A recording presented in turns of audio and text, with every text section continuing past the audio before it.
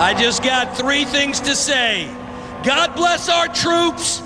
God bless America. And gentlemen, start your engine! Remember that from 2007? I think it was Kevin James at a NASCAR race. What are we starting our engines for? I don't know. It just felt like I wanted to get the blood pumping. And for this is going to be an exciting episode of the Truck Show podcast. It's been an exciting week. I know that much. Yeah? Yeah, I just got back from SHOT Show. Mm-hmm. Did you drive the 392 because it's sitting outside Banks here? Nope. No. No, I took a ride with people who got free company gas. Oh, okay. So yeah, I was a passenger. And that was just fine. So Jason Gonderman, myself, and our friend Corey Simone piled into a Denali Yukon. It was a Denali Ultimate. So not just the Denali, that's for poor people. No, this was not the Denali for the poors. This was the top of the line with Super Cruise, which was weird. So is Super Cruise, I see people talking about that with towing, but not just for cruising sans caboose. I'm saying like you used Super Cruise right. just to... Not towing. Right. What does it have to do with towing? I don't know. I just saw an article the other day, like someone was talking about Super Cruise towing. Well, yeah, great. You're supposed to be able to use it while towing. But no, you didn't tow anything to SHOT Show. I don't know. We're just maybe driving down the road. Anyway, my whole point of this is that the Super Cruise is super weird. And it's like in the wind. It has these really jerky back and forth in your lane. And there's times where we're like, yeah, we're not doing that anymore. And it loses the lanes all the time. And I'm like... Super Cruise is hands off, right? Oh, yeah. No. And we tried it, and we went back to hands on because it was like, I'm not so sure this feels super ready for prime time. No, it's definitely... Not okay. Yeah, it was, yeah. So anyway, I was in the passenger seat, and now you could feel like the sway back and forth as it's trying to compensate in the lanes, or where it would lose and beep at you, and I don't know. It would just be like, I don't know where the lanes are. You're on your own. And then there's just some weird idiosyncrasies with it. We should have Jason on to talk about his experience because he's going to have that vehicle for a while, and he's doing all sorts of experimenting with it. But yes, that was weird. But who was behind the wheel? You? Or Jason? Jason. Okay. I don't know if you guys traded. No, I rode along. I was a passenger. I was ballast. I know, but you like to get behind the wheel, so I thought at some point halfway through the trip you're hopping in. I slept. It was awesome. I'm like, wake up at 5 a.m. to go to SHOT Show, and I'm. So LA to Vegas, hands free. Not the whole way. I fell asleep just about the grade coming out of LA in Cajon Pass. And I woke up past Gene. Oh, and I got some Z's I was really confused to where we were, too, because they added like an extra lane. And I'm like, I see the desert, and I see 3 lanes on the freeway. I'm like, all right, where are we? Gene is 3/4 the way to Las Vegas from Los Angeles, right? 2/3? No, way closer to Vegas. So 7/8? 5-6. Okay. I woke up, and I was like, wow, Barstow, huh? And he goes, we're in Nevada. I was like, sweet. So that was very nice. It was a very comfortable car to sleep in. Were you snoring? He says I was. I believe him. Absolutely believe him. Yeah, Holman snores. So this year at SHOT Show, there weren't as many vehicle people because the last few years there's been a lot of truck manufacturers and there's been a lot of crossover and different companies in our space.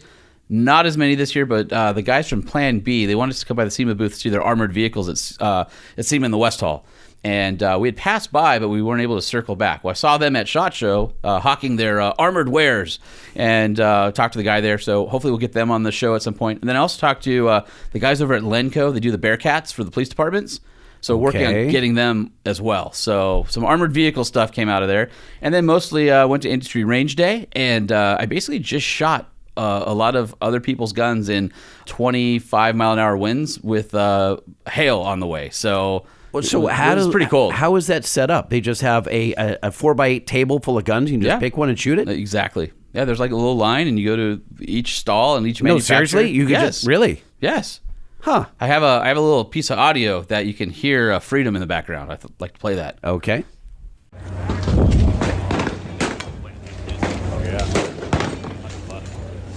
Just listen. Yeah, that's freedom.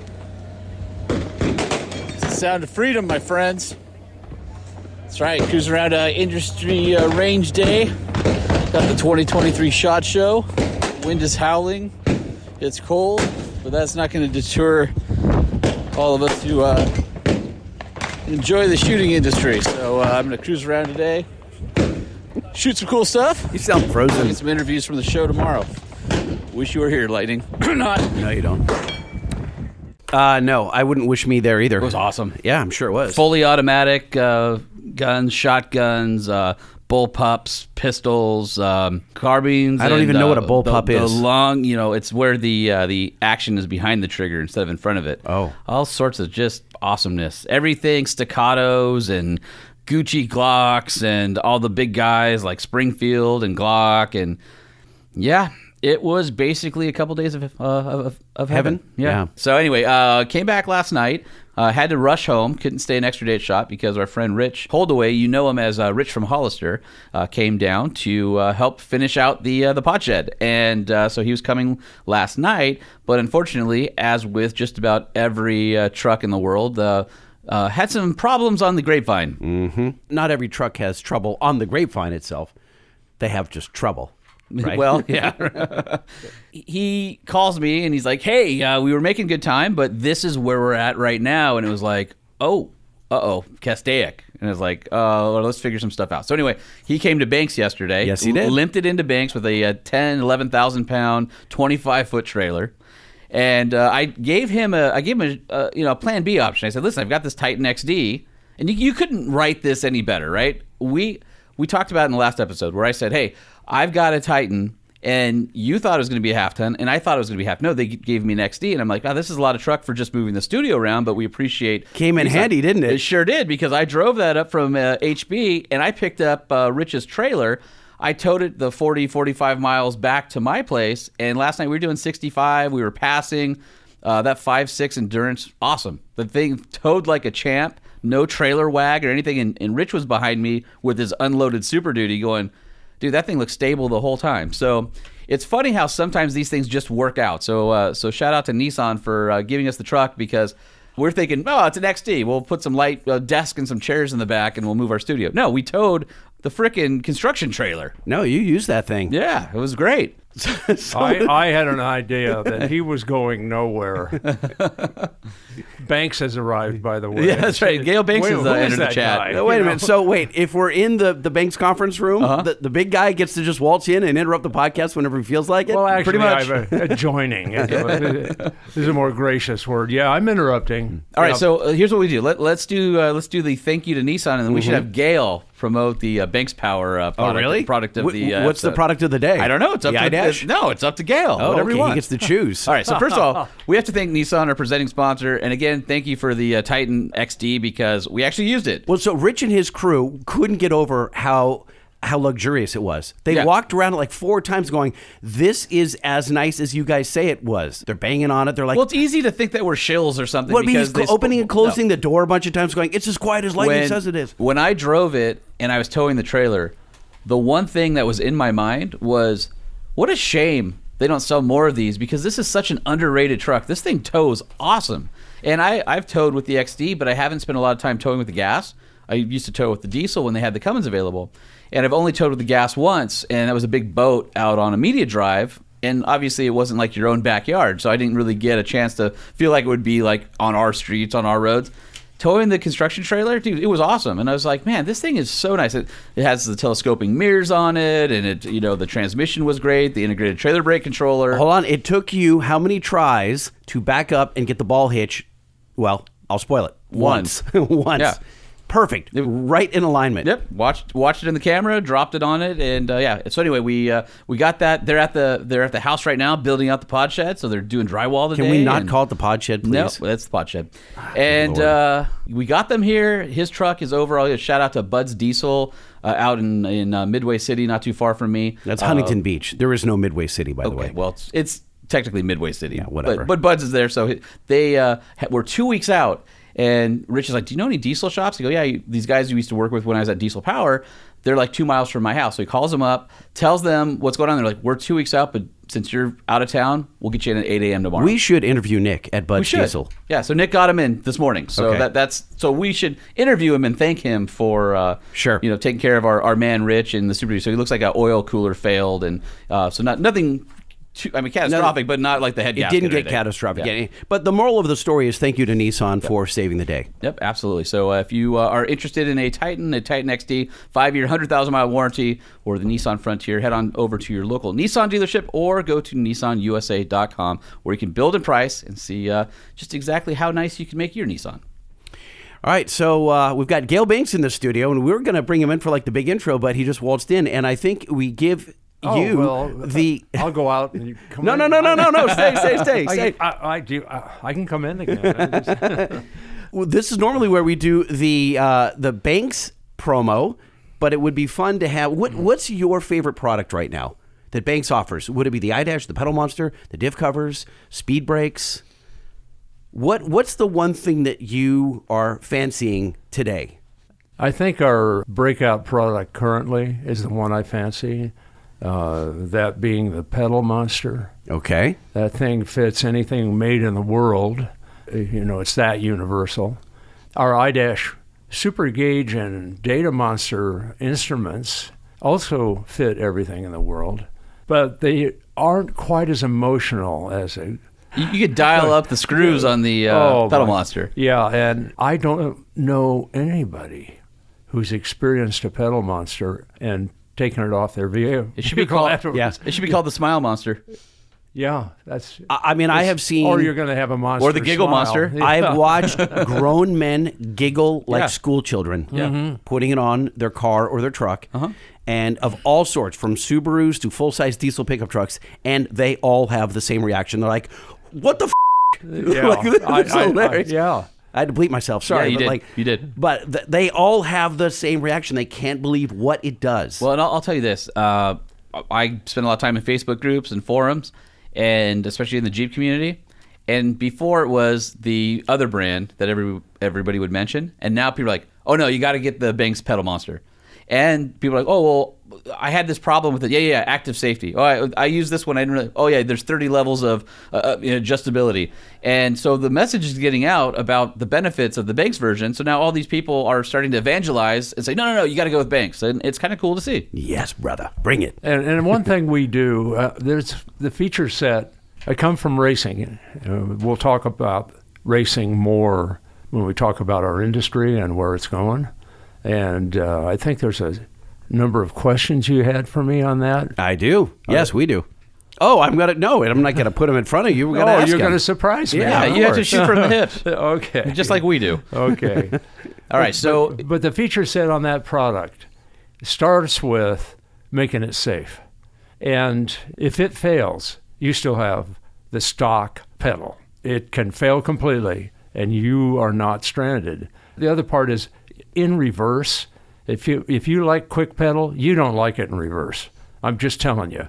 You might run over your dog. Or end up on a qualified captain. You don't want a super responsive pedal in reverse. Yeah, that's how the boat and the truck end up in the lake. Yep. Mm-hmm. Or the tongue of the trailer is through the tailgate and in the bed. Seen that before. Yeah. Was it qualified captain? Is that the instrument? And that's Yes. that's without an active pedal enhancement. So the other thing is it's super reliable because it runs on 12 volts off the OBD connector. It knows whether or not you're in reverse because it's on the OBD connector. It knows a lot of other stuff that I don't want to talk about that makes it isn't a straight line. It doesn't make the throttle response a straight line. It makes the throttle response fast at first, and then it goes to 100% more progressively or less intensely. The other guys, they just take 0 to 100%.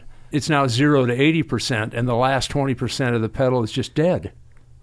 It's absolutely dead. It's like driving a plate race, NASCAR restrictor plate race. And you're just up against the... It's all about momentum because there's no pedal at the top end. You get to the choke flow through the restrictor plate. Of course, the butterflies are of the carburetor, now the air valve or air regulator, since it's not a carburetor anymore, but it still looks like a carburetor. You get to about 55% open, and the rest of the pedal is dead. So any guy who's driving a plate race, you can't punch it and go around somebody.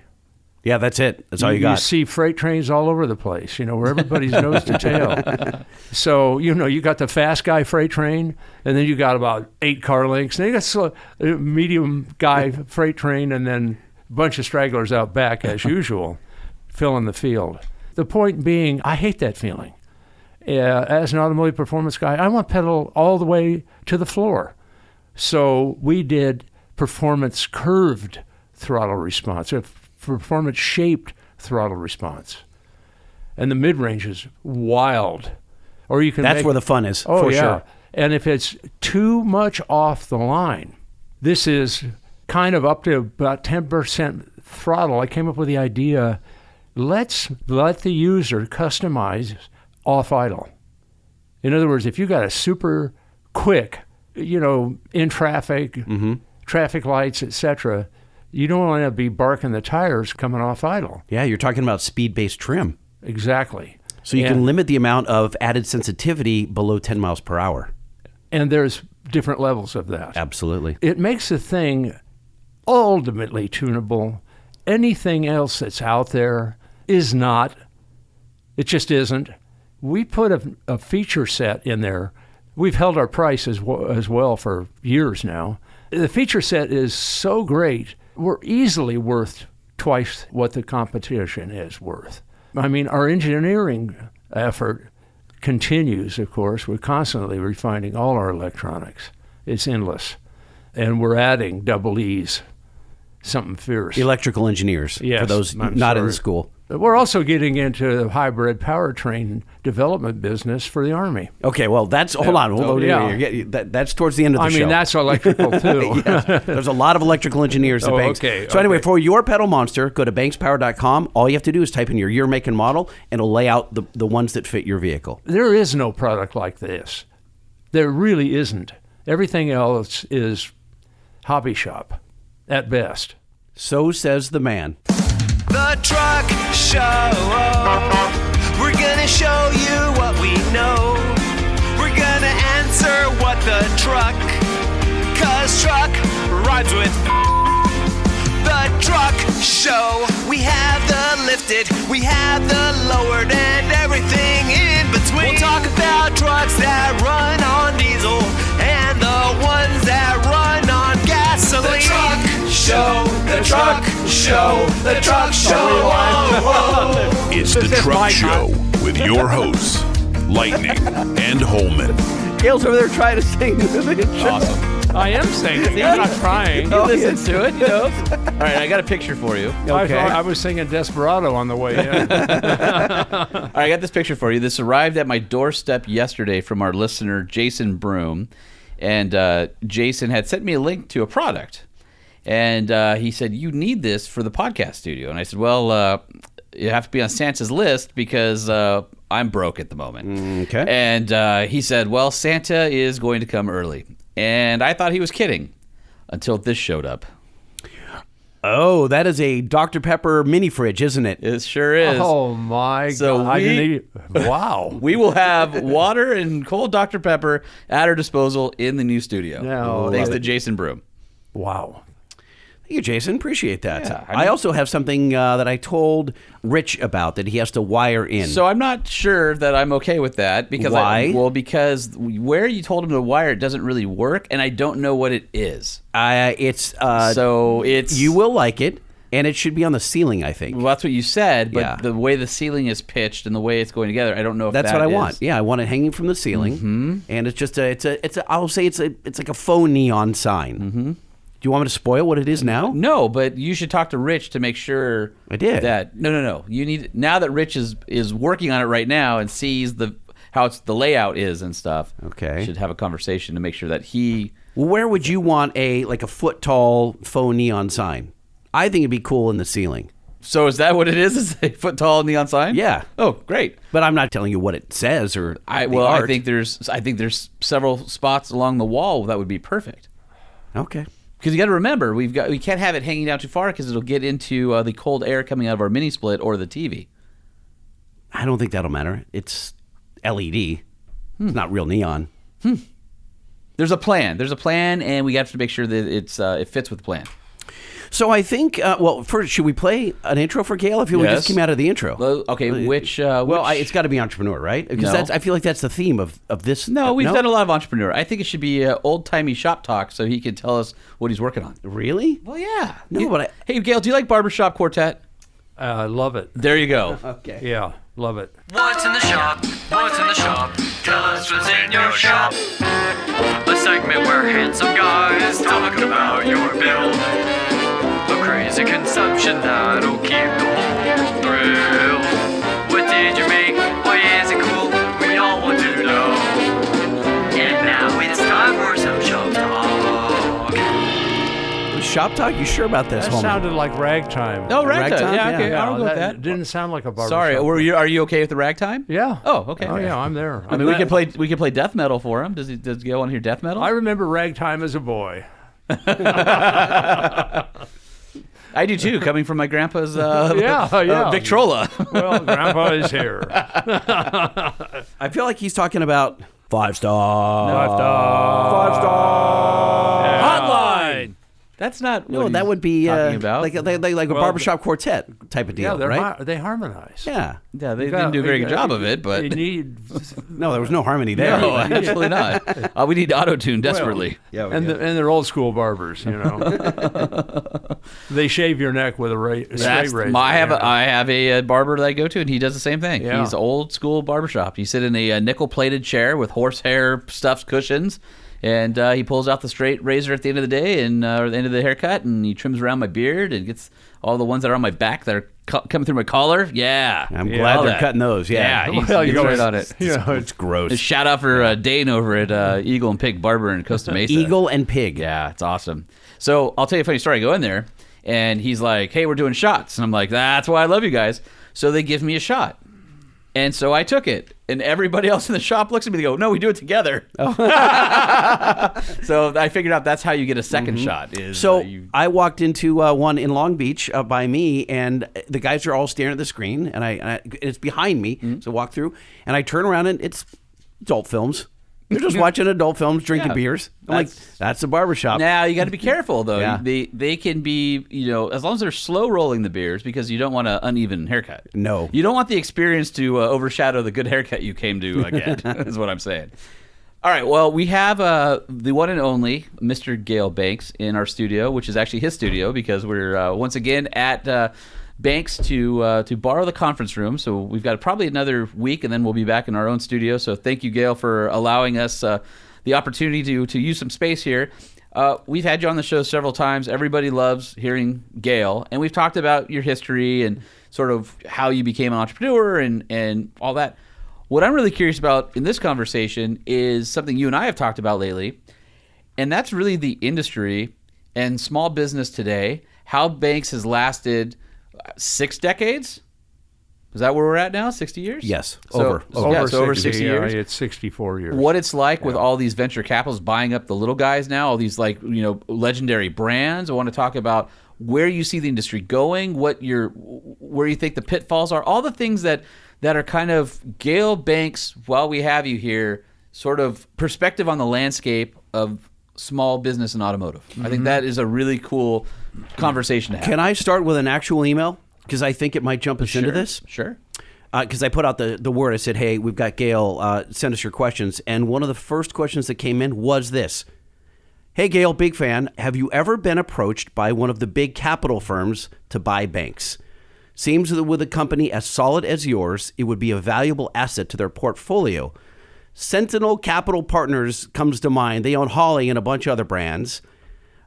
Don't Stop Inventing, Jake Minwow from Dayton, Ohio.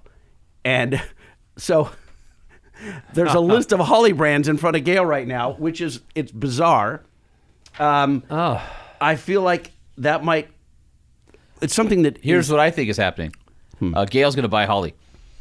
He's doing his due diligence right now. Oh, you think yeah, so? I think he's just going to take all of them. Yeah, there's some brands there I wouldn't want to buy, and there's some brands there I would want to buy. There's been weeks when I would get 2 or 3 offers, and it's gone on all through COVID, but it was there before COVID. It was there when I was in the marine engine business in the 70s, literally, because we had a technology we were developing back then, and it started in the 60s, actually, early 60s. Names that we would know that approached you, like big marine companies or capital firms? Big marine companies then, capital firms. Since there's been capital firms, you've got automotive enthusiasts in capital firms. Hey, let's buy Banks. Many times it's, hey, we want to buy Banks, similar to the Sentinel buying Holley, or whoever first bought Holley. Maybe it's continuously been Sentinel from the very first. Holley's been bought and sold. In my career, I dealt with Holley, and we developed marine carburetors and performance carburetors way the hell back. In fact, the performance engineering guy for Holley back in the day, way back in the day, left Holley to come here and worked at Banks for a number of years. Then he went and took over his father's Mayflower van line franchise when his father retired or passed on. I can't remember which. Sharp guy. Anyhow, people want to acquire things they are enthusiastic about and can make money doing.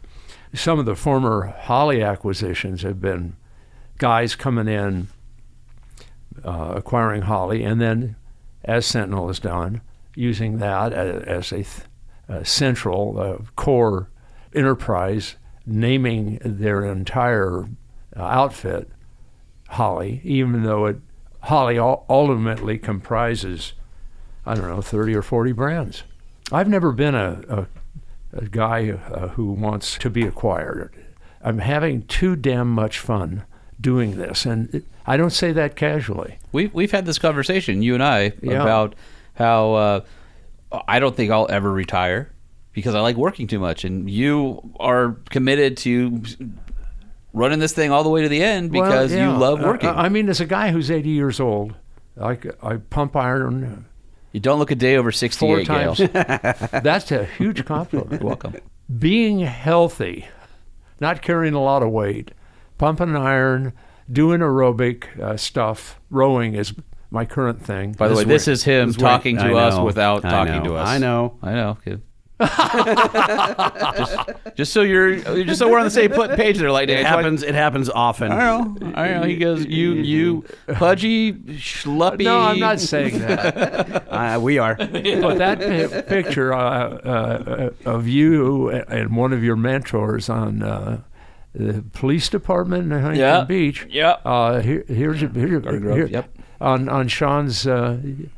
Facebook. He's thin and vibrant. He's a whole different guy. Yes, he is. That was pre-Motor Trend. Yeah. Mm-hmm. I actually weigh less than I did when I was in my 20s. By the way, can I just... Because I've been wrestling, and I was wrestling at, 252. Yeah, I'd like to interrupt really quick just because somebody wrote on our Facebook a question for you. Okay. Yeah, it's just too good. Are we live? Is this thing on? Yes, it's on. I didn't know. This is on. We're live. I'm sorry. Well, we're recording live, but yeah. But somebody wrote, we posted, Gale's, we're doing a podcast, you have questions, and this one just popped up as you were talking about wrestling. Why do you still have Lightning as an employee? Oh, literally on our Facebook. That hurts. Oh, that hurts. Sad trombone. Oh, yeah. Oh, what a shame. Now we need to play sad music in the background. I don't think I you have. You don't have a button for that? I can put that in later. But you should. All right. mean, when you start telling these sad stories, you need background music. Something it's just all right. Back to Gale being more fit now than he was. So why is Jay still here? Oh yeah, if you want to go down that route. I don't want to. No, don't, please, because he's taking pity on me. I don't know. Oh no, I'm not taking pity on you. Jay Tillis brings something. Spunk. No. I kind of sighed there, but it wasn't it wasn't a comment. It was me. There's probably 100 reasons Jay is still here. And only 98 reasons why you wouldn't be here. So you're barely just treading above water. Number one is I have a photo with Gale and a chicken. That's why. Jay and I were friends before he came here, and it's cool to work with your friends. Sometimes I push real hard because I'm a racer. I want to go. I want to win, which money men and holding companies do not bring to speed equipment or automotive performance. I think that's companies. clear. Nope, they don't. They do not bring the quest to win, to kick somebody else's ass. I started a racer. My company was Gale Banks Racing Engines. That was it. I built engines for boats, and I built engines for cars. Yeah, you had to win the race to bring your brand to the next level.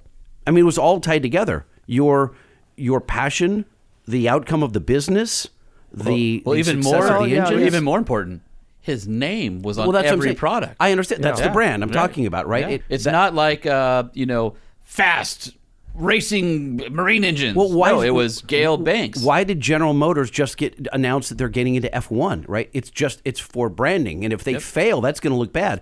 Gale had to win races and did. That was it. So it started out local, but when you got into marine, it quickly became worldwide. We got into the marine because guys building marine engines and guys buying marine engines, more specifically, could afford a better engine than a hot rod guy or a sprint car or whatever. And turbocharging added to that. I got into turbocharging probably 63, 64. Met the guy who ran TRW turbocharger division, and they were turbocharging the Corvairs, working up to that, etc. So I ran those TRW designed turbochargers on my marine engines. TRW, in infinite wisdom, sold off their turbo division to one of their customers. Yeah, but turbos were never destined to be popular. So well, I mean, at the time, nobody understood. Turbo, never heard of her. Right. Nobody understood them. Except for a little guy at a race shop making marine engines. Well, I started to understand them. I had to, because I wanted to do this thing. I was doing belt-driven GMC 671s, 471s at the time. Superchargers, for those that don't know. Superchargers, belt-driven. Not turbine-driven, turbochargers. Those are the ones that are, if you aren't familiar, if you've seen old hot rod and they're sticking up out of the hood and they've got that big pulley, and that's what I'm talking about. That kind the of blower. traditional thing you see on a top-fuel dragster. Being a racer, you're only as good as the next article that you score with Hot Rod or Powerboat Magazine or Motorboating, Yachting, those types of magazines. The beauty was our high-performance car magazines didn't have the foreign penetration back then that the boating magazines had. And offshore racing was a worldwide and is a worldwide sport. So we built offshore racing engines. Had multiple benefits. The first one was we learned about engine durability, because those races were a couple hundred miles. In the 70s, we got into races which are worldwide river racing, endurance river racing. The longest one was 11 days. So you got to make big horsepower and make it live. There's lots of children today building engines, making phenomenal horsepower numbers for 5 to 7 seconds. My life is hundreds of miles, hundreds of hours, that type of thing. He's the opposite of the Vin Diesel line. I live my life at a quarter mile at a time. Yeah, well, a lot of these guys, now it's an eighth mile at a time. Turbocharging was the key to durability. So the endurance racing, building endurance engines, informed your products. There were other guys doing what you did, but your products outlived them. They ended up being safer, like you were talking about the pedal monster before the show started. Mm-hmm. These are products that have to They have to be every bit as good as the host vehicle, in many cases better. They have to perform under excruciating circumstances. And I think that builds the company through the 70s, the 80s, the 90s. You kept innovating. You've got an entire wall full of patents. Also, though, the earned media that came with it too. Like there were, I don't want to say it wasn't stunts, but there were major touch points of a big deal, whether it was Pikes Peak or whether it was Mrs. Horcut's driveway or whether it was there. In each of those decades, there was a kind of a defining moment in media where Banks was the big name with something going on that brought you to more the next generation of customers. So I wanted to ask you. Well, go ahead. Well, we were innovating. The same engines were used in a variety of boats and in a variety of racing configurations. Nobody was doing it. Naturally, we got ink. And then in the 80s, we did things then. World's first, at least in the United States, first car tested, Street Machine, one of my Banks twin-turbo GT Firebirds. First street car test at over 200 miles an hour, 204 miles an hour on the street in the early 80s. They didn't know we had sold a car to a customer in Joburg, South Africa, who'd done 243 in their speed trials, but he drove the car to the speed trials and drove it home again. Peter Manilis. 243 miles an hour in the early 80s. What's the fastest you've ever been? Not counting like an airplane on a runway, in a four-wheeled vehicle. Oh, four-wheel? Yeah. I've been faster on a two-wheel vehicle. The fastest I've been is on a GSX-R 750. I think it was 154. That's pretty fast. Yeah. So what happens when you go 154 miles an hour? Scared the absolute crap out of me. Well, you're on a bike. Yeah. If you did it in a car, that's a lower end of warp speed. The faster you go, especially in a boat, you like to read the water in front of the boat so you don't run over a log or a pallet or whatever. But the problem is, if you've got a boat that's well over 100 miles an hour, like a cat boat, those things, or a surface effect boat, what we call tunnel boats. Those things are amazing right up to the point where they decided to become a lift body. Yeah. We ran tunnel boats starting with a Jones, which was a big, Jones-built unlimited hydroplane. They decided to drive the sponsons all the way to the back of the boat. Now you got a tunnel boat.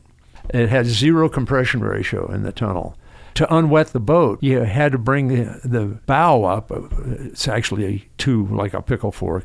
Bring that up, and to Sean's point, the transition zone from boat to airplane would be bam, real quick. We ran the Jones up at Castaic, testing it back in the day. Lou Brunette owned the Jones. He went out, tested it. Then I wanted to refine the engine, so I went out. And he told me, go up lake, turn around as you come back. When you come past that point of land on the right, you'll pick up headwind. And we had an airspeed indicator and a water speed indicator on the instrument panel. He says, you'll see the airspeed start going up. Tuck in the drive, it's a stern drive. Tuck in the drive, glue that thing in, or you'll fly it. So that's what I did. I came around that. I'd be tucking point. something else. I mean, I am buzzing that engine. We're at 7,200 RPM. This thing is fast. I see the point of land. I'm watching. I wanted to continue the warp speed experience, and I couldn't read the water in front of me at all. It all goes to a blur. Warp speed with trees by the side of the road, they go to a blur. Wow. The phone poles look like picket fences, and they're blurry. That's warp speed. You got to get well over 200 to experience a wicked-ass warp speed. So Jack Rex gets in the boat. He's going to be the co-driver. He goes up lake, comes back. We're standing, Lou and I are standing on the pier just past that point of land. And Lou's looking at the boat. He looks at me. He says, right about there is when he's going to, and there he blew it over. No. Yeah. And it went almost 360 degrees backflip. The fork, the pickle forks went in and it mousetrapped. It just slammed it on its back in the water. And as we know, when you hit water, the surface tension is a lot like it's like a a solid object. Yeah, we had a chute jacket on Jack, so he went out when the boat was upside down going backwards. He went out through the plexiglass windscreen, did his ribs in. I mean, when we got to him, luckily he was floating face up. He was face up. He was unconscious, and he wasn't breathing very well. And we fished him out. They didn't have Hans devices or anything in those days either, right? Oof. No. It was rough for him.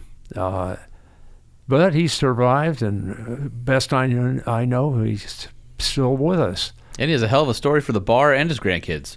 I can't imagine how scary that would be. And it happens like...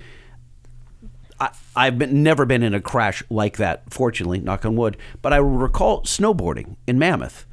And I'm snowboarding and I'm having a good time, and I hit a patch of ice, and I went down so fast that I have no recollection of going down.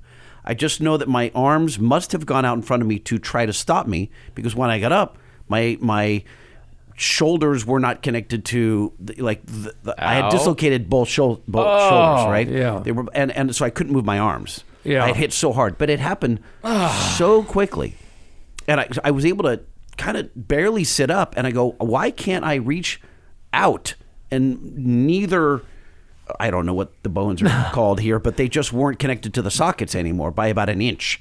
Yeah. And so they finally came up, got me a stretcher, and halfway down the hill, I'm bouncing in the stretcher, and they in? both popped in. Yeah. So I get to the bottom, and I could feel them pop in. Yeah. That is For almost 5 that's years. probably the least painful way of putting back. Yes. For about 5 years, I couldn't skate on the half pipe anymore. And behind my house, I had just built a half pipe in my parents' backyard. You weren't throwing rocks at Robbie? No, I wasn't. Okay. I had built a nice little half pipe. You swing your arms when you go through the transition to gain momentum. And every time I would swing my arm up to gain momentum, it would drop out of its socket, my right arm. And it was just ungodly. Oh, okay. And it lasted for a while. Let's, we can move on from the bodily injury podcast. Sorry. The speed with which I hit the snow was, I would imagine, it's as fast as that guy launched. Reminds me when he shattered my elbow, but let's not go there. Is Edelbrock traded on the New York Stock Exchange? I don't know. Let's find out. Holly is. Yeah, Holly took a big old nosedive. And it's a sad story. Yep. But before we talk about Holly's current stock price, there's race-winning brands out there. That's quite a consortium. There's Edelbrock. That's quite a consortium. The thing about the speed equipment industry, which is what we used to call SEMA, Speed Equipment Manufacturers Association, which morphed into specialty equipment down the line. And then Specialty Equipment Marketing Association. Market, yeah. Mm-hmm. Well, it morphed into Speed Equipment Marketing Association. Mm-hmm. And then now I think it's Specialty Equipment. Specialty Equipment Markets Association. Which is all inclusive. Wheels, tires, everything. Suspension, everything. Electronics inside the car. So instrumentation, engine controls, what have you. Yep. I've never shied away from electricity. That was my other vice when I was in high school, was hot rods and electrons. My first car build was an electric three-wheeled tractor to mow the lawn, radio controlled, pulse code radio controlled, 1958. Same year I sold my first engine. So how does that make you feel about what I feel is the forced adoption of EV? We've talked about it a gazillion times, you and me, and then on the show also us, but there's a place for it. It's a performance tool. Yeah, I think there's a place for it. Not pure electric at this point, not pure electric. Yeah, I think hybrid is where it's at moving forward. I just like that goes bang. Yeah. You know, I there's no emotion to none. No. Zero. I drove my 392 here today, and if you like driving an emasculated automobile, drive a Tesla or whatever, if you like what goes bang, put a 392 in a Jeep. Yeah. I gave Rich and his crew a ride because I had to pick them up at Bud, so I brought It's a the beautiful 392. truck, by the way. They got in it, and I put it in the off-road plus mode, where it does the quick shifts, and it's like, you know, and it's just like, and the guys are giggling. They're laughing. They're like, oh my God, this is a Jeep. I mean, it's the thing does 0 to 60 in under 5 seconds. It has 37-inch tires. So here's the deal. Incredible. Mopar and performance might be when you talk about big inch badass American performance. Mm-hmm. They're the only guys left. They actually advertise it. They spend donuts in advertising. Although, did you hear the news this week? They do. Ford Performance is apparently coming back. Oh, they had shuttered it and or minimized or whatever. Now there's minimized staff, right? And now they're bringing people in. I guess crate engines and all that kind of stuff's coming back. I didn't catch the whole thing because I was at SHOT Show, so I got to follow up on it. But I was like, well, tell me more. And of course, GM still has performance crate engines, which is now not instead of GM performance parts, it's Chevy performance parts. Now. Okay, it's Chevy performance parts, a division of GM, but they just announced the 6.6 liter truck-based performance crate engine. Yeah, saw that. Yeah. The gas version. The gas version. The gas version. Which it needs it because the gas version sucks in a truck, let me tell you. Well, they're about 403 horsepower. Yeah, it doesn't feel like it. 1 per inch in a truck motor. Yeah, I was very unimpressed when we tested that in the heavy duties. I thought that engine compared to what Ford was offering, even the 6.4 Hemi, I thought, even though it's a peaky engine, it just the Chevy, at least in the version we tested in the 2500 HD work truck, it just didn't feel like girthy to me. It was like, might be calibration. A lot of times you safe the engine and you safe the gearbox through calibration. I call it D-rate. Yeah. I don't know. I'm not going to comment on it. I haven't looked at the calibration. When I drove it was like, okay, great. Yeah. All ICE performance engines in vehicles or trucks derate.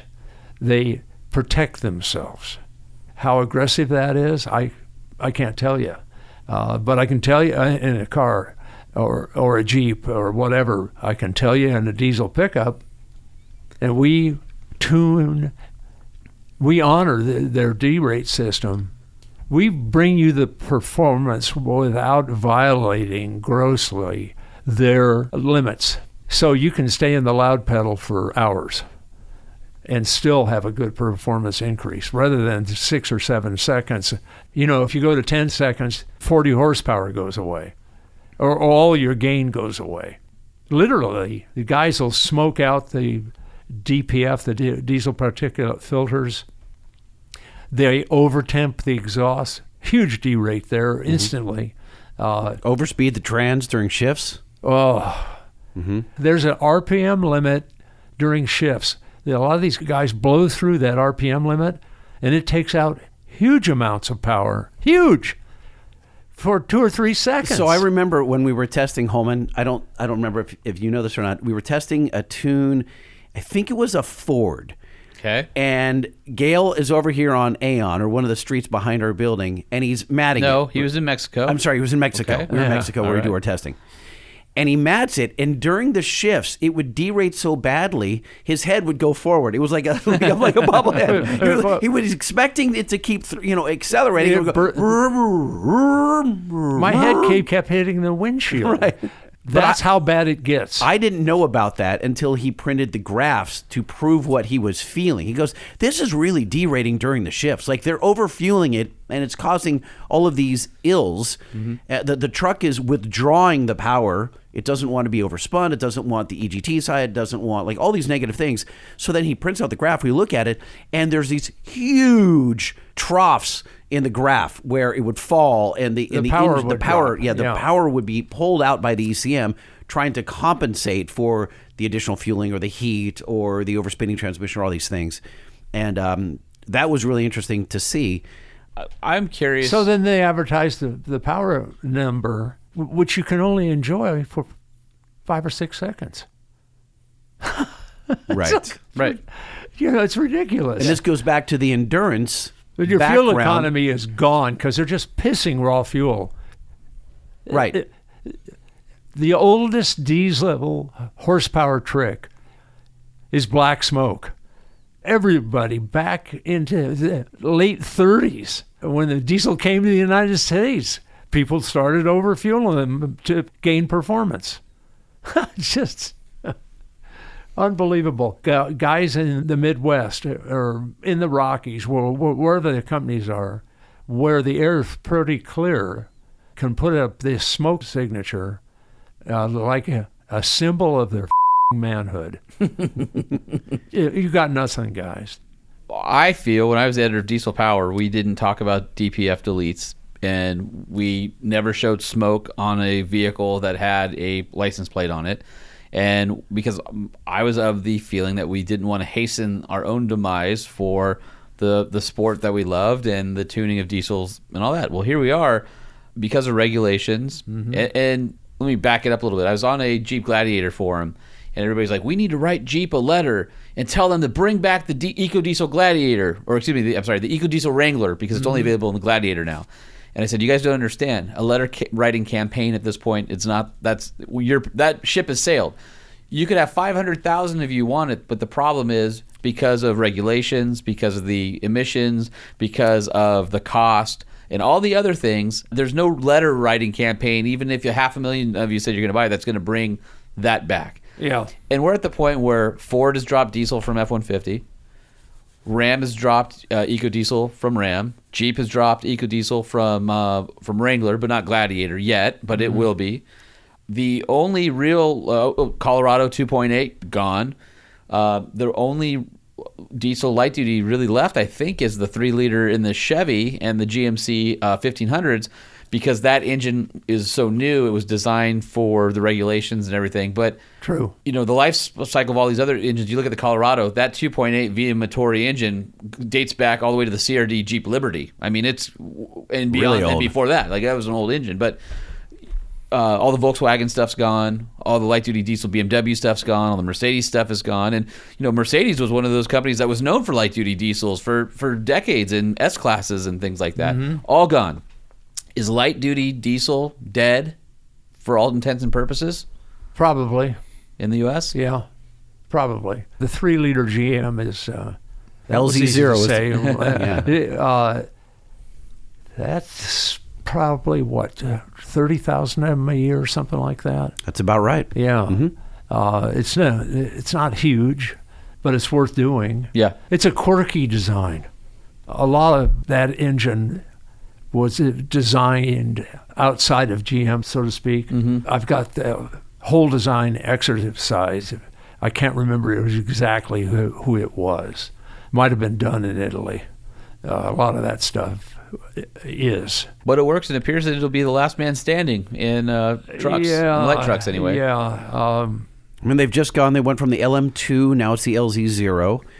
And They did some upgrades and stuff to it. Yeah, they did. And Well, we've not won a lot of business, but what you call the Jeep diesel really started as a design exercise at Via Motori in Centro Italy near Bologna. And that was originally, that diesel, a version of it, was originally going to be a V6 and a Cadillac too, right? 2.9 liter. Yeah. At the time, I think Penske owned Yeah, half Penske of had it. half. Yeah. GM has owned half of it at one time, to my recollection. And now it's all Stellantis. Yeah. Italy is their kind of center of excellence for Diesel stuff. yeah. Fiat is that aspect of all of it. Fiat bought everybody out ultimately, and they owned Via Motori, and then Stellantis was formed, and that's Mopar and Fiat and who else? Peugeot. Yeah, now the French is involved, and it's weird. Not to go too far down the rabbit hole. Is it Renault or Peugeot or somebody? I think it's Peugeot. It's Peugeot. We're doing stuff. We represent them. We're doing development program, hybrid stuff right now. We've been in it. I think we're going to do a lot. Are we allowed to talk about that? Hybrid military. We can talk about that a little bit? It Not was exactly sure. Actually, the fact that we're doing hybrid development for the Army was released. It's public. I don't want to. We just can't do any details on it. Yeah, I don't want to It's go happening. any further. Yeah. So what you're saying is Gale Banks Engineering is not just about diesel and turbos. You also have an arm that has the capability of electrification. Yes. And you guys can pivot moving forward to wherever the industry is taking you. Well, we're putting out both a V8 diesel and a V8 twin-turbo gasoline hybrid package in the aftermarket.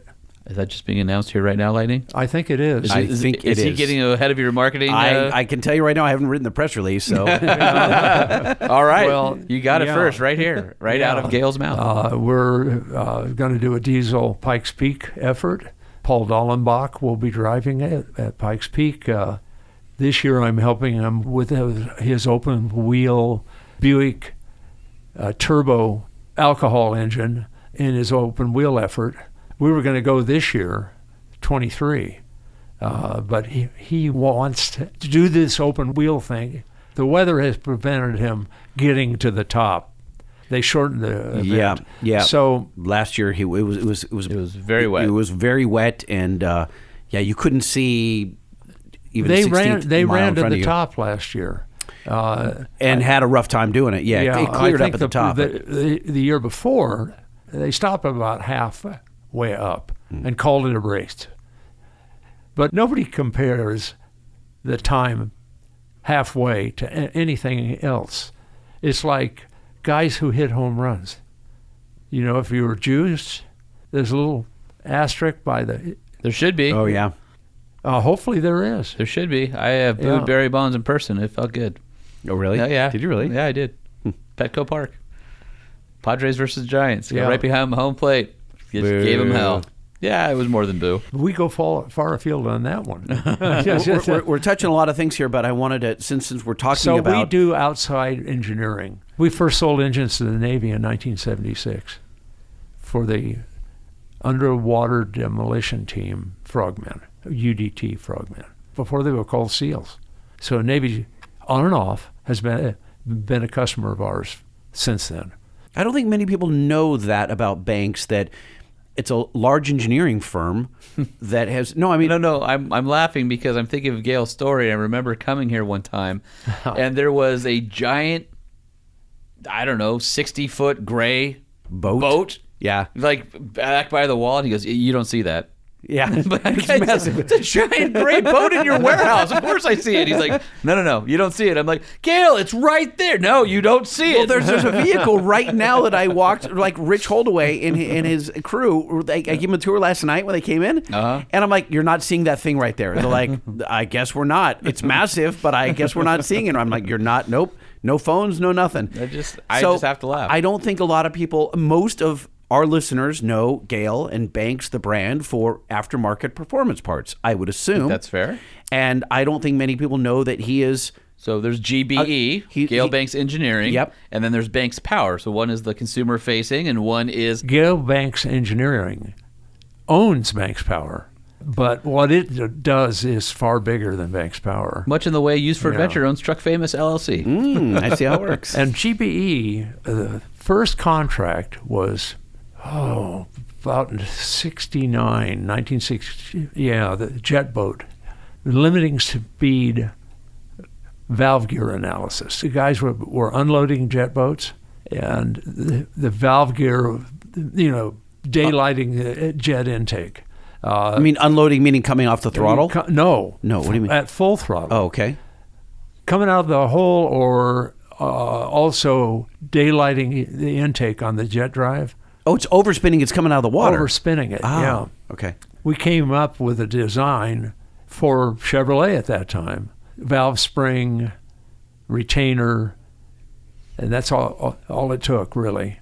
Because the warranty exposure was huge for them. But they were buying engines left and right. So we also did a marine engine racing program for Oldsmobile. Won the Jet Boat Championship, American Powerboat and National Jet Boat Association, two different associations.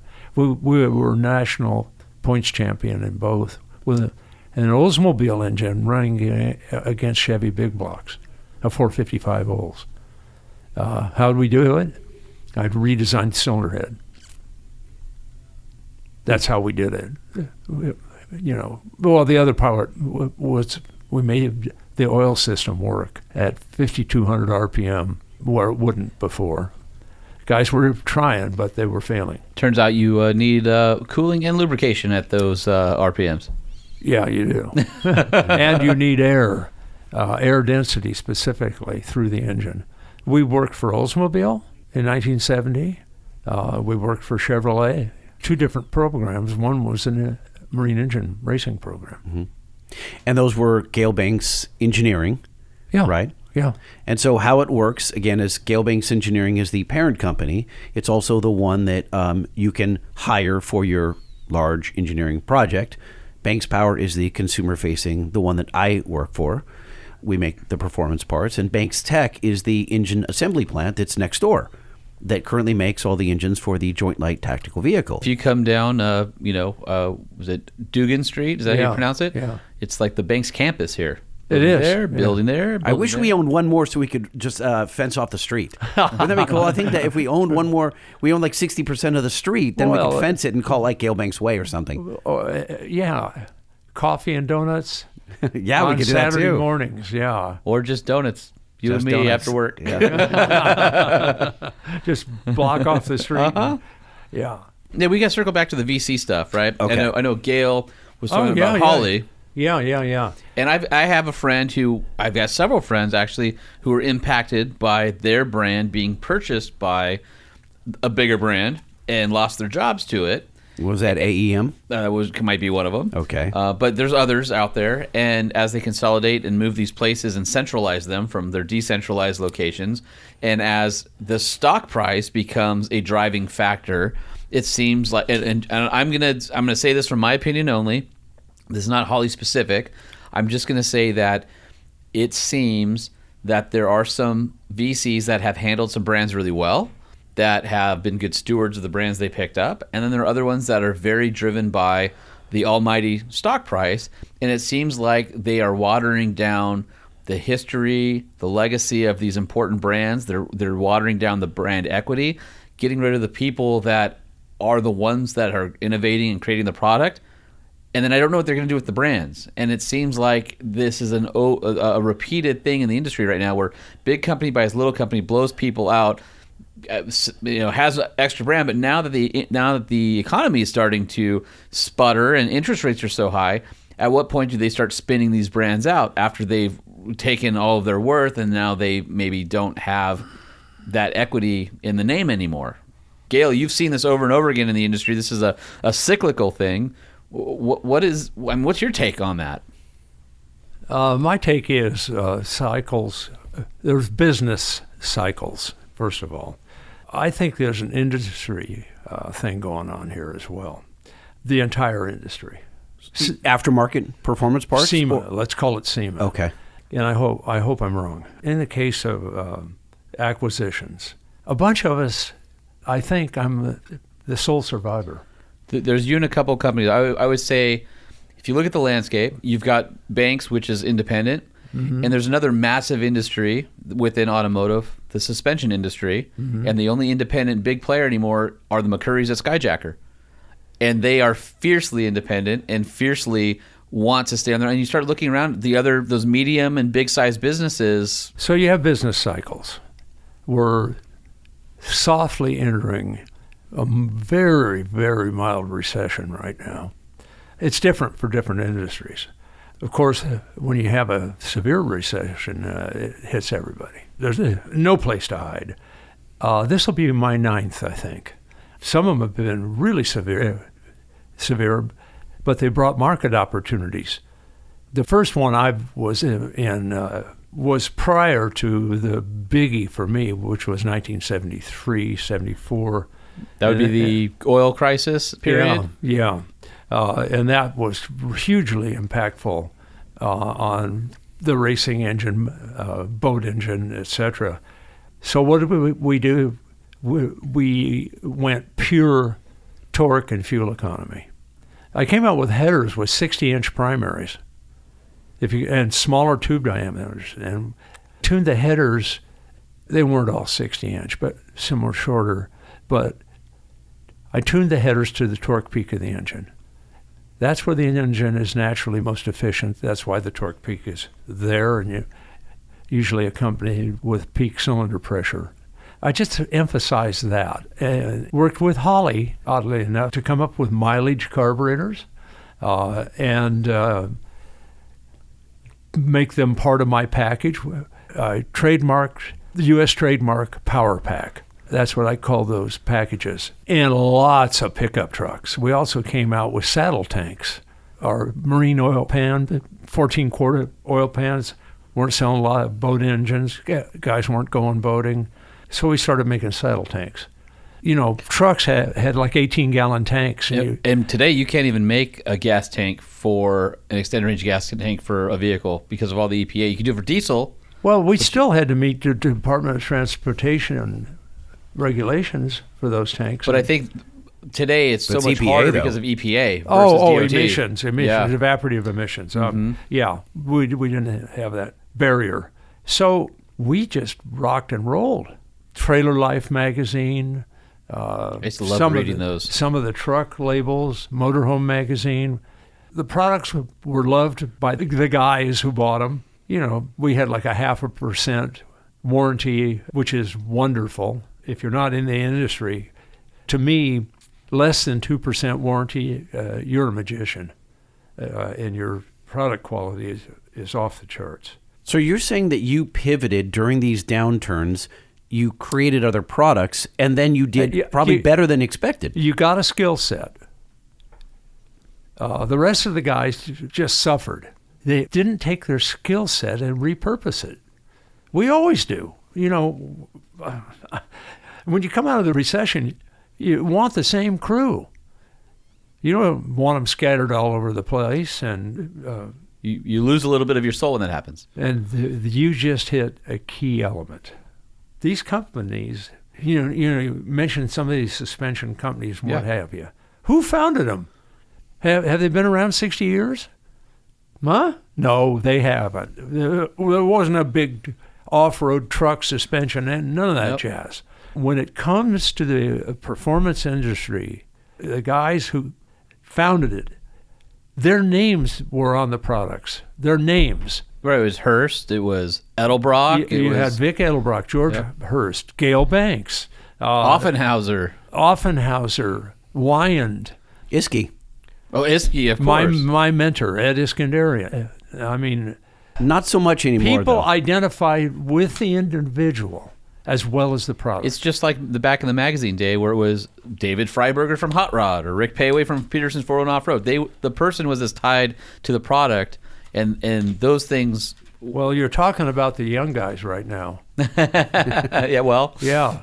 But look at the brands. That's still true today. It's true with whether it's denim jeans or it's true for performance parts. As people gravitate to other humans they trust, they gravitate to authoritative, educated podcasts. Wherever it is, they find their interest in a person and they buy into that brand. And I think Banks is no exception. Gale has legions of fans. I mean, last night you also had Stu Hilborn Fuel Injection. You had Carroll Shelby, Hallebrand. That was a guy doing wheels. Gary Hooker headers. Mallory, Boots Mallory. He was a younger guy, my age kind of. It's going through the Holley catalog of companies here. Yeah. And people identified with the guy. I was like, I know these people. And we were out racing each other. Simpson, safety equipment. That was a guy. People can identify with an individual. All he needs to do is be present, put himself out there. We'd go to the races, and we were all out there. The magazines were there. To my knowledge, those brand names are still there, but the guys are not. Mm-hmm. I believe, the sole survivor, the last one of those guys. A lot of them got bought out. They agreed to non-competes. 5-year non-compete, whatever. A lot of them agreed to consult. They retained their office, but they didn't retain their soul. And that right there is the challenge. So if you're a racer, and this company and myself, every form of racing you can think of, short Formula One and NASCAR, we've done. And we've done well. And we're about to do some more. I think Yeah. you just touched on earlier Pikes Peak, but that's going to be a massive endeavor. Which is a short road race. But it's a solo. Lots of steering, It's a solo. though. Lots of steering. You're talking about Holly. When those guys get bought out, Lenati made conrods and crankshafts and what have you. Holly tried to bring that production in-house in Bowling Green, as I recall. Didn't work out too well. Lenati wasn't there to drive the quality. There's good people at Holly. There's one I can think of I'd hire right now, but he won't come back to California, and I don't blame him. He's got his 20 acres. He's got his riding mower. He's starting to collect tractors, and he's a cool guy. Hopefully one of those is a Ford 9N. A Ford 9N? Yeah. Is that the one that your uncle has? Uh-huh. Got it. Ford 9 or Porsche or Lamborghini. Those both started out as tractor manufacturers. My R model, John Deere, what a badass tractor that thing is. Nothing runs like a deer. Well, That's the way I hear it. It was the R model. That is a man's tractor. I love it. Yeah. I love it. First diesel was the R. Won the Nebraska drawbar competition the year it was introduced. It could pull more than anything out there. Can I ask you a quick question about that, Gale?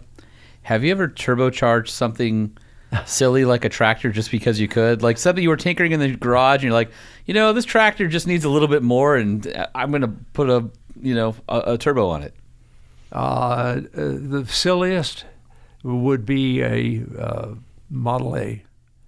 That doesn't sound silly. That sounds awesome. Yeah. It just looks wrong. Was that a flathead V8? Yeah. It was a flathead. Well, hold on a second. It just looks wrong. You did a trike. Was that turboed? Oh, that crazy trike? oh, You've also oh. done Jay Leno's tank car, which I know it's a car. No, I know, like, but those are like bespoke builds. I'm Actually- talking about something where Gale walked out into his porch like one a day, riding lawnmower. and scratched his chin and went, if only that thing over there had a turbo on it. And then he went and did it because why not? My wood chipper with a 3-cylinder diesel and my 3-cylinder diesel lawn tractor.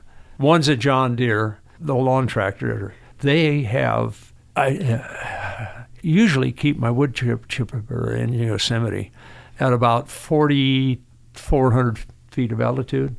No smoke at that, but You know what, Gale? I think I need to go up It there needs to a verify. turbo. I need to verify that. I'll be happy to go up there. both of with you need to go up there. it's getting near done, isn't it? Yes, yeah, it is. That's another conversation. Yeah. He has a V8 house. And I have a in V8 Yosemite Jeep. in the national park that is absolutely jaw dropping. Yeah. And I've seen that- pictures. It is amazing. That's It's a story in 90% itself. finished. Yeah. Yeah. So he's got all the Holley brands, 11x17 printout of all the Holley brands, which got to be I feel like it's 60 brands. Yeah. And then to your right, you have Holley stock price, which Yeah, I see God, a this is single day shocking. and a 5-year, and I see Holley not doing hot. Well, And let me I- talk about just this year. I can give you some 5-year numbers, but the thing that shocked me is what happened spring of 22. 5-year high, $14.68 a share. 5-year low, $2.03. Ouch. That has happened since the spring of 22. You'd think you'd keep trucking along, but something happened. And I think what happened is free money. A lot of that free COVID Yeah. money, for God knows what reason. There's some state money, there's federal money, There's funny money. there's hugely wasted money. Yep. Huge fraud by individuals and companies. I look at Holley and I go, these guys, long-term investors in Holley, Well, if you invested, probably about mid-2021 at a high, that's at $14.68, somewhere in there, and you hit $2.03, oh my God, I'd have ate my 38 or my 45, my 1911, you know. You understand why people, 80% loss, nominally 80%, it shocks me because it's a statement not of what they acquired, but more how they've managed it. Because Banks has grown. We're 20-some% this January over last January. Just, you know, it's just, what's going on here? And their portfolio of brands is incredible. It is stellar. And deep and wide. Yes. And I maybe... And some of those brands are carrying the day, and a lot of them aren't. The ones that aren't reflect in the stock price.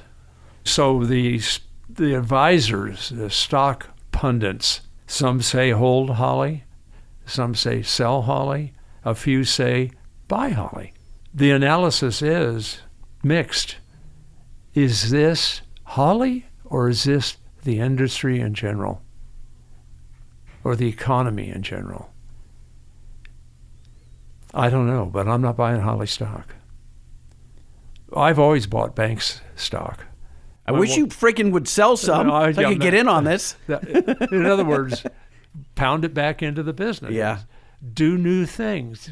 I don't need bank stock. I've got Gale as a friend. It keeps my heart pumping. Yeah. Well, my stock is in the old man over here because we go out to breakfast or we need to start. Hey, we've tried. We're going to lunch today. We're going to lunch today. Yeah. Okay. Well, so one of the questions that I had was on my list, and I know we have limited time with you today. Yeah. One of my questions was, how have you kept Banks relevant?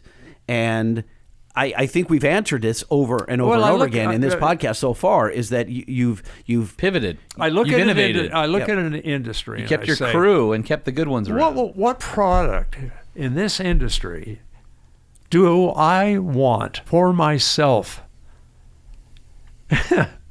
And how well do I want to engineer it?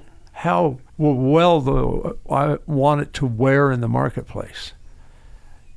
My whole thing about the market is performance comes in many flavors. Durability, of course, has to be there. So I don't want to come to your house, eat a fine meal with you, and then go out in the kitchen and break all the crockery. Break your dishes. Your dishes, figuratively, that's your engine, that's your vehicle, that's your powertrain. Whatever I do has to wear well, or my name's not on it. And many times I don't make a lot of money because I can't just sell it for more than the other guy, more than 10% more, unless it's not comparable to the other guy. We're doing that and have been doing that with cold air intakes for years. Now I've patented on a cold air intake that's just going to blow the market away. We've talked about it actually a little bit on the show, the air mass control module in the new 20-plus Duramax applications. Yes, that's the first application of that technology.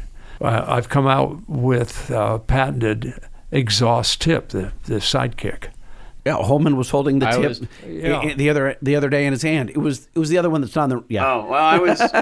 Every time I come in the conference room, I like to talk you through your exhaust tips. That's not a euphemism either. Yeah, we actually have an exhaust tip design that scavenges. It pulls a partial vacuum on the tailpipe. Some would say this podcast is a partial vacuum. And, scavenges out of you and me a bunch of hot air. And oil system. If you're building engines, our oil pan designs, we have, and we've done close to 20,000 of them for military now. It removes parasitic horsepower, drops oil temperature, removes aeration because you're not beating the out of the oil.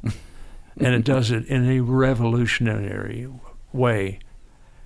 I've never had a patent application where everything I have claimed got okayed or approved by the patent office. I did it on this one.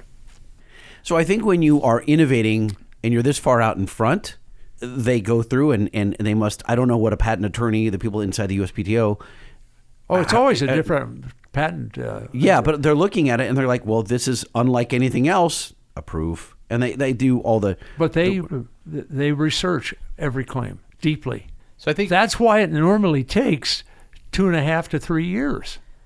It's just very deeply researched. I think this goes along with maintaining relevance in the marketplace, right? Innovating, all that. Because if we talked about MagnaFlow, just bought Camberg, which on the surface you would sit there and you go, well, here's another brand buying somebody else. But it's a little bit different. Whereas the VCs are coming in and they're buying a bunch of brands for their portfolio for the stock price. Sure. MagnaFlow is an exhaust manufacturer. So my guess is who owns MagnaFlow? I think MagnaFlow. Yeah, it's a pure. I believe so. Yeah. So I think they're seeing the writing on the wall is we have to diversify our product offerings because internal combustion engines are going to be less in the future. There's going to be less and less exhaust systems. So they bought a suspension company. And so I think we've covered a little bit in this podcast, but that's part of your electrification push. You're still doing performance parts, but as a company that traditionally rooted in ICE performance, are there any worries on the horizon for the longevity of the company when you look at the landscape ahead of you in the future? I queried the guys the other day. There's some outfit here in California doing Tesla performance. Yeah, there's a couple companies. Not a thing that company does has to do with power. No, it's wheels, tires, suspension, right. Aero bits. Aero mods. And I saw the guy interviewed that owns the company, Sharp Cookie. I mean, I worked with him at SEMA on my EV panel that I hosted. There you go. So there you go. But I'm a power guy. I love aero. I love suspension. All the other stuff. I'm becoming more a powertrain guy.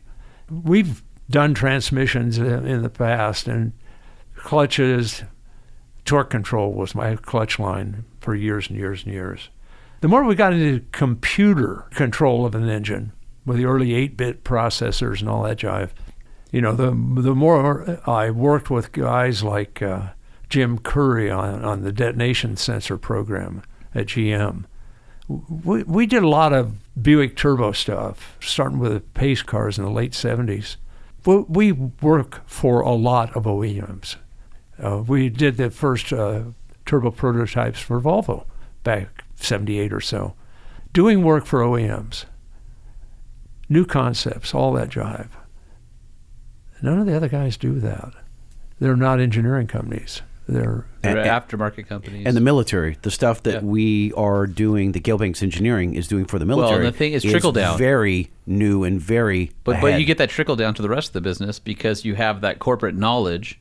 And there's somebody told me once that like Boeing had to do an all new airplane every 20 years or they lost an entire generation of how to build something. Yeah. It's something like that here where you have to engage these new projects every X amount of time because that knowledge base and that catalog of knowledge that exists within the company that can trickle down into consumer products starts in these high-level other places. I got to tell you my problem with this. Okay, all right. They come, we train, they're productive and innovative and inventive, and then they retire. And here's Gale. Gale refuses. I'm on my 3rd or 4th generation. Yeah, this is Gale 4.0 right now. Yeah. No, wait a minute. So hold on a second. Honest to God. Wait, you're going to say that there's going to be a new Truck Show Podcast co-host team.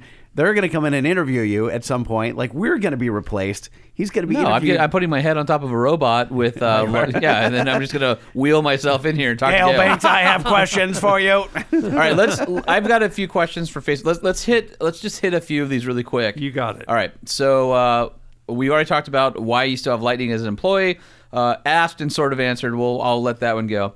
All right, this is actually interesting. I don't think I was satisfied with that answer, by the way. Well, we do know that you have a picture of Gale and Chicken, apparently. I think it's because I'm an enthusiastic soul and I love the company. All right, that's fair enough. All right, Greg Nelson writes, what's Gale Banks' opinion on someone running a higher weight oil in their 3-liter Duramax? It calls for 0 weight, W20, but what if one were to run a 5W30 diesel-specific oil or a 5W40? Well, diesel-specific, okay.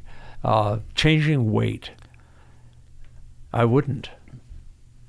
The OEM designed to that target. If you go to an oil that has a higher shear or a higher viscosity, it'll hurt your fuel economy, especially if you just do short trips around town mostly. People don't think about that your oil can affect your fuel economy. Absolutely. That's why so many of the hybrids came out with 0 weight. I mean, the Prius was, I think, one of the first of the vehicles that came out with 0 weight because of the efficiency gains. What'd you say, 0W? I think it calls for 0W20 from GM. I think that's the factory spec. Stay there. Yeah. Okay. All right.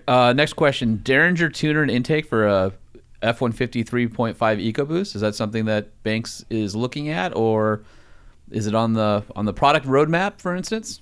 Which? That'd be the 2019 F-150 EcoBoost. I can speak to that. Not immediately on the Derringer roadmap, but we have another product coming out that this listener will be very excited about. We cannot say more.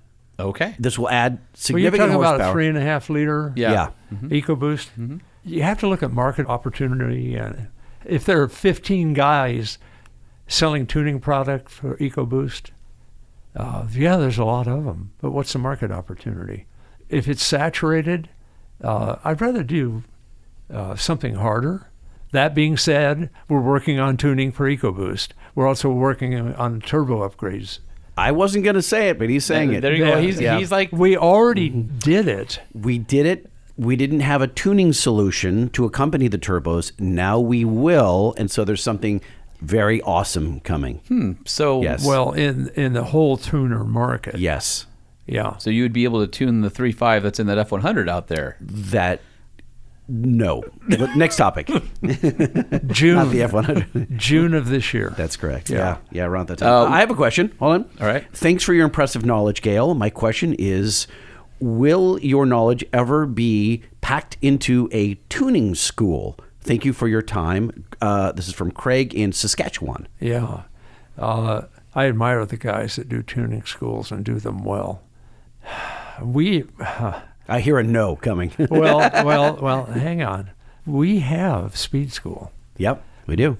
It's a Banks Speed School, and we probably will have an episode that gets into tuning spark ignition, have an episode that gets into tuning diesel, compression ignition. But individual teaching online, probably never.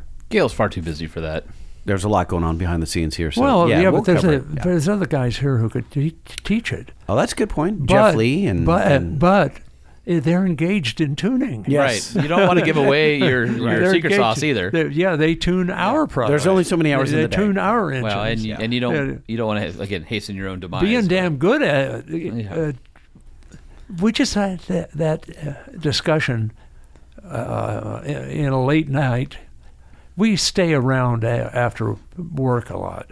I think last night we were here till around 9 o'clock. Yep. And some of the damn stuff happens after everybody leaves. That's the best cool. time. The good everybody conversations leaves happen. it. Yeah. That's the best time. Because you it. get a little everybody punchy. leaves. Most and- everybody, yeah. but most everybody leaves at 4 or 5 at the latest. But the guys that are still here, man, dude, Jay has never left at 5. No, I don't think I ever. love to hang with those guys. We get real creative after hours. That's when lawnmowers get turbocharged. I'm telling you, people. This one is coming in from Zach. Is there a good application for remote turbo setups? I understand that it's not anywhere near ideal performance for a build, but I'd like to think that a low boost street application would be a good fit. Something for my 77 Bronco where I could put a turbo in line or replace a muffler seems like a simplified install versus a conventional setup. Anyway, love your Speed School podcast and truck show. From Zach. Oh, and he says, don't suppose you have a list of good books on or data sources to learn about forced induction, do you? So, a couple of questions. The first one is remote turbo setups, good or bad? I love this. Actually, Holly bought one of these companies. I'm trying to remember the name of it, but puts the turbo under the vehicle and at the ass end of the vehicle. It's like putting the engine on the earth and the turbo on the moon. The turbo response will suffer greatly. The turbo lag has to be it's abominable. Insane. And the boost loss from the turbo forward is tragic. It's like having your straw and your Dr. Pepper, and then you take that same diameter straw and you add 17 more segments on it so that you can drink your soda from the second story balcony. Right? Good luck. Really tough to do. So unless you're really good at drinking through straws. Also, the exhaust has to get back there. Yeah. You're adding pipes. And the last thing is, where are you putting your air filter? In the most hostile environment, water, what? Dirt. All of it. Don't even get me started. There's a guy that's doing those on Corvette with doing them on TRXs. You got the. Do you remember? There's a guy doing it's under the belly of the TRX. There was a guy. We're gonna have to have him on the show. There's a guy who. The way to do this is belly mount right at the back of the engine. Belly mount. That's what he's done. There was a GM. Yeah. Oh yeah, lots of guys are doing belly. There's the Trailblazer that had it was a Trailblazer SS prototype. I think GM did that had the 5.3, or somebody put a 5.3 Trailblazer, and they did that rear turbo by the muffler thing, and I was like, it just doesn't compute for me. It's pure jackassery. I don't know turbos like you do, but if I look at it, I go, I don't get it. Yeah.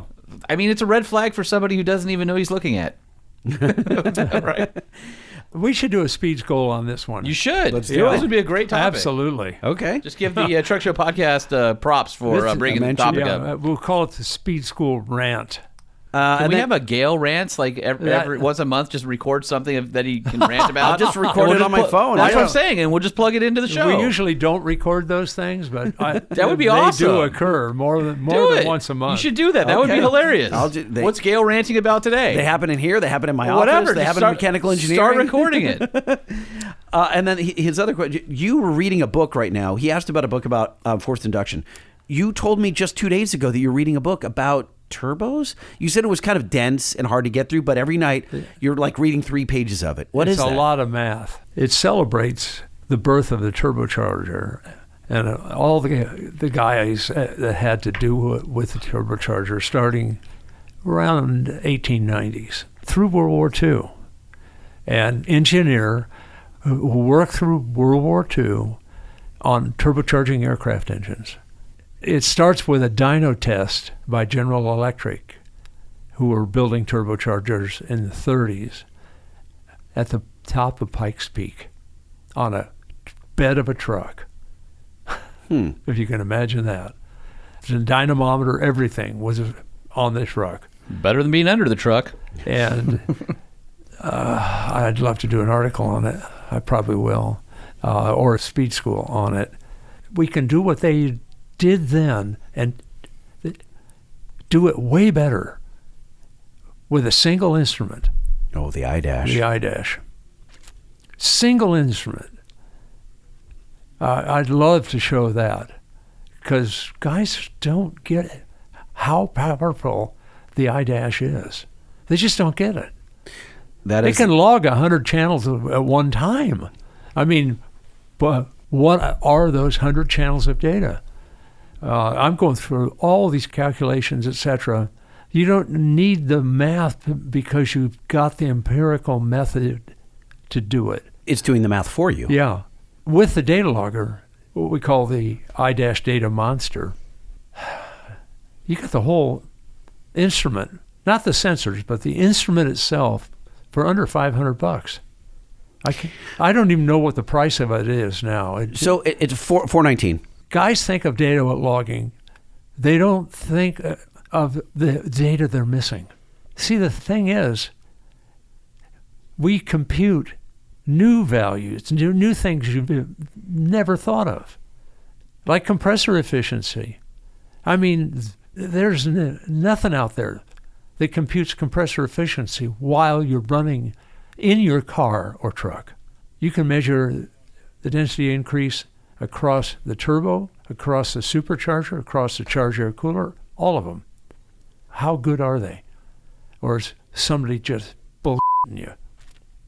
Some things I got to get the patent done before we talk about them. The man has spoken. Apparently, I've got some work to do. And you are going to be busy. It's a pleasure, and thank you guys very much. Wait, hold on a second.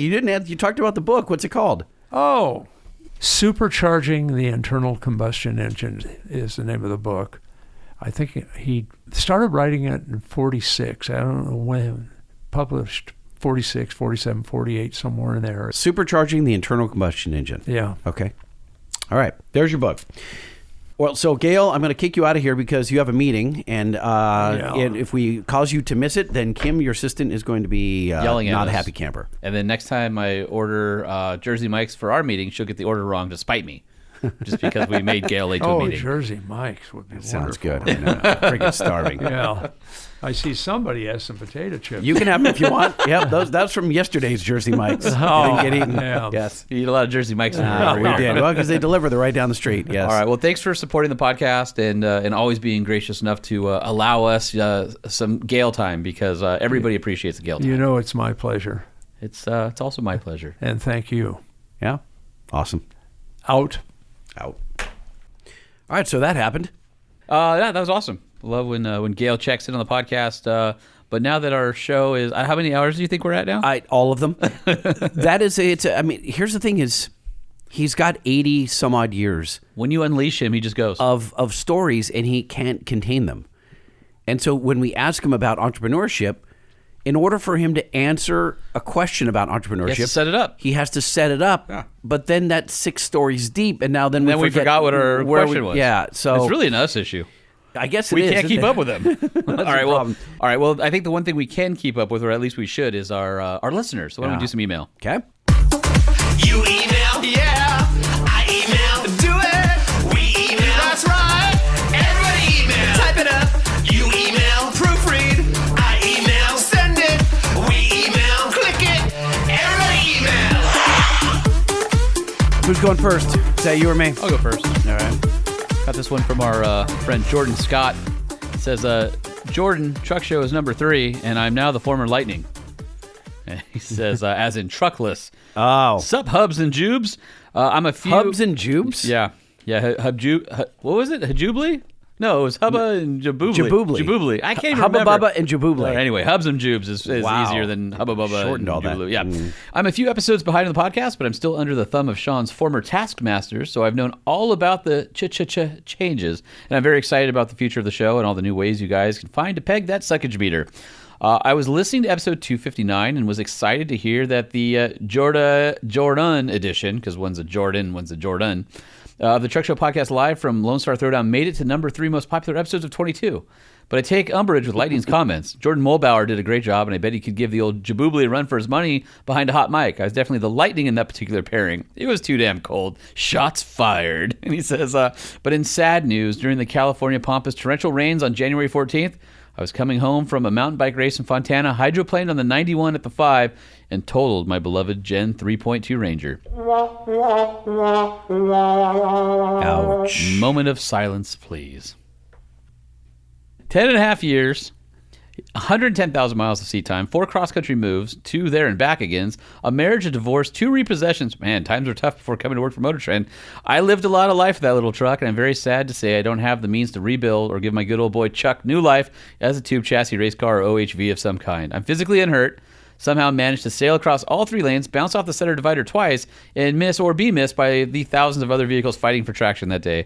The search begins for another proper truck appropriate for my needs. So if you guys know anything cheap, I mean, insurance payout minus a $1,000 deductible for a 180,000-mile, 18-year-old truck with crank windows, manual door locks, and engines like was that the actual incident? Yeah, our microphones were there. Well, actually, there's about 4 more of those. Oh, I see. You gotta hit the other. Now get the other divider. Oh, yeah, that was the end. Yeah. Yeah,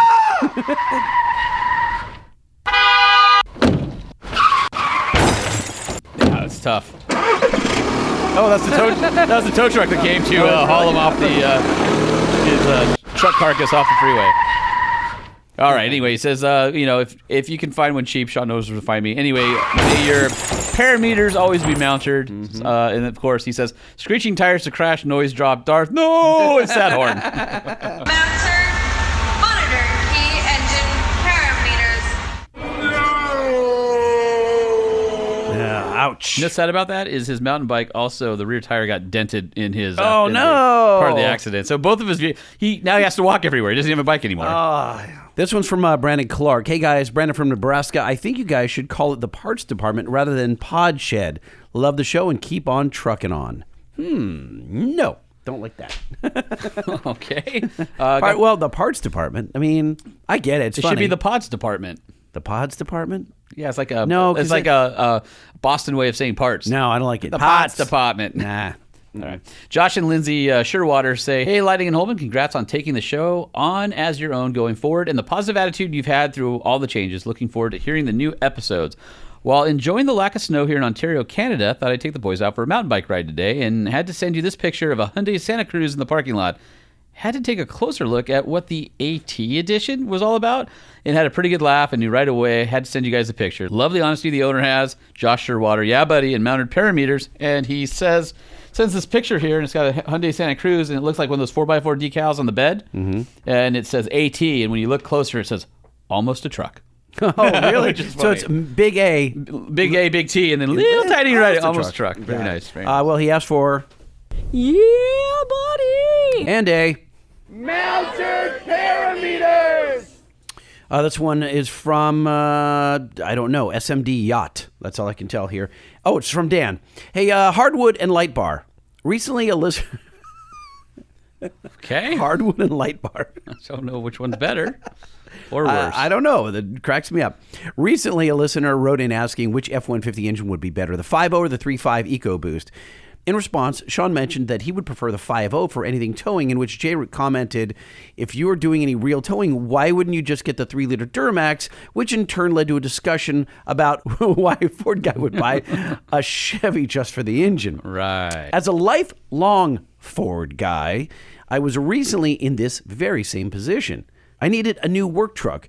I would have preferred an F-250 Power Stroke, but simply didn't need that much truck for most of the time, as I only tow perhaps once a month at around 8,500 pounds. The rest of the time I'm running with only my tools and equipment in the back and cover around 25,000, mostly highway miles a year.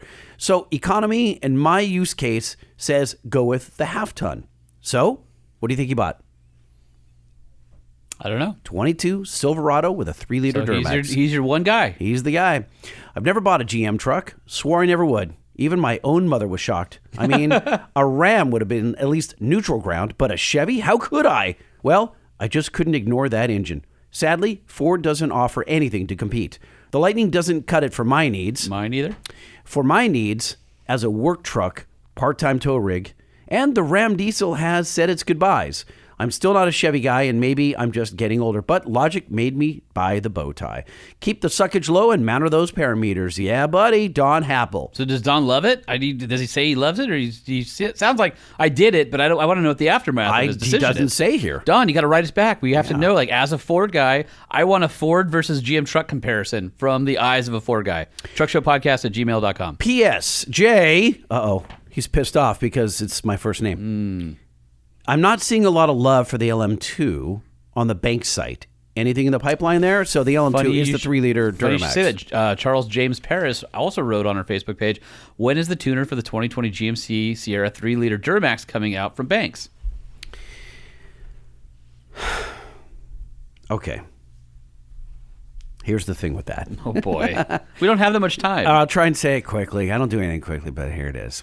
All right. We almost launched it a year and a half ago. It didn't make the power that we wanted. And when that happened, we had to go back to the drawing board. And it turns out to make the power that we wanted, we couldn't just add fuel and boost. We had to add timing and some other things. Well, that forced us to re-engineer the entire architecture of the Derringer tuner for the LM2 and now LZ0. Just came out with those mods from the factory, essentially. What came out with those mods? No, the upgraded power. Yeah, but we're still going to add more than they've added. But I'm just saying that can't help your case that GM said, oh, we found some extra power here from factory. That surprisingly, it doesn't really affect us. Okay. So the new platform, and I've said this, and I'm not joking, 500 times online, because the LM2 guys, man, do they want more power. Like, seriously. Like, if I post anything about a Ford, a Ram, anything vehicle related, where's the LM2 tuner? Yep. Cole. Yeah, they're up in your grill. What made it worse is that a year and a half ago when I thought it was coming out, we said, coming soon. And then when we paused it, one of our guys in engineering, Jeff Lee, said, oh, I think we've cracked it. We can do it with the existing hardware. Oh, awesome. And I released another freaking coming soon. And that pissed off a lot of people. And I really believed it was coming soon. It's not coming soon. It's coming summertime at the soonest. It's coming. It is coming, guys. The new architecture is shared with the new Power Stroke and the new Ram Cummins. It'll all come out kind of at the same time. So your LM2 and LZ0 tuner is coming. I promise. I just don't know when. Well, that's a hell of a way to end the show. Another promise we'll break. Oh, we are known for breaking promises, aren't we? We are. Oh, that stinks. TruckShowPodcast@gmail.com. Write us, won't you? The Truck Show, the Truck Show, the Truck Show. All right, you can hit us up on the socials at Truck Show Podcast, at LBC Lighting, at Sean P. Holman, and of course, we just gave you the Truck Show Podcast at gmail.com. But there's also new emails if you want to reach either of us directly. No way. Lightning at truckshowpodcast.com. Say it isn't so. And Holman at truckshowpodcast.com. So if you have one more time, I didn't get that. Lightning at truckshowpodcast.com and Holman at truckshowpodcast.com. So if you have something specific to either of us, you can reach us individually, or of course the regular inbox is still there, truckshowpodcast@gmail.com. Of course, Lightning, tell them where they can leave a message. The 5-star hotline, 657-205-6105, 657-205-6105, or simply go to @TruckShowPodcast on Instagram, go to the profile, and there's a call button right there. Click it, it rings, it's us. It's a stinky old message from like 2, 3, 4, 5 years ago. It's kind of funny. It'll prompt you, and you'll leave a message that will make us smile or weep. One of the two. Or chuckle. Hopefully. It'll make us emote, please. But stop honestly, saying emote. That is the dumbest word. Is it? You keep using emote. Oh, this company has made us emote. Oh, this company's whole thing is emote. Emote. That's just. When did I say that last? You said that about I don't know, Tesla or something. That they've done really? something that has made you emote. No, and that's I know. I don't know. Whatever. Apple. Stupid. Apple. Steve Jobs. Sure. That's emote. when I stop saying. So that. it's twice in 5 years I've used the word. Yeah. So I'm trying to end it right now at the pass. Is it too swishy for you? It's weird. Yeah. I'm an emote. You listen, if you're an emote, it should be with alligators, okay? Just weird. I will not use that word anymore. Where did you hear it and then decide that you wanted to add it to your vernacular? Something happened where you went, that's a great word. I'm start using that in. Yeah, I'm going to start working that into. I don't do that. You know what? Do you listen to Ben Shapiro? Yes. Okay, so Ben Shapiro, I listen 3 nights a week ish, or whenever he releases podcasts. And it's super obvious when he inserts a new word because he uses it 4 or 5 times a show. Sounds very familiar. Just like me. Right. I know. And I don't know where the words come from. And I find a word and it just sticks and I use it and then I just jettison it. Well, you using it makes me emote. Oh, thank you. You're welcome. All right, the other thing that makes me emote is the Nissan Titan XD because it saved the day yesterday. Now, how are you allowed to use that word? We might as well. I mean, we've already hit our quota for this episode, quota? so yeah. I'm just trying to do the tie-in. So our Nissan Titan XD saved the day. Got Rich from Hollister and his crew down to the new podcast studio, and they're actually working on it right now. He sent me some pictures while we're doing the show, which is super awesome. Thanks for sharing. Oh, Can't wait, wait to get home. Yeah. And we'll be sooner than later. Thank you, Nissan. If you're looking for a truck that can get Lightning and Holman out of trouble, It's the Nissan Titan and the Titan XD. 5-year, 100,000-mile warranty. It is the best in the business. And of course, Mr. Gale Banks, thanks for stopping by the podcast today to hang out with us and share your pearls of wisdom, and also continuing to share lightning with us. He's both a national treasure and wait, I am or Gale is? No, you.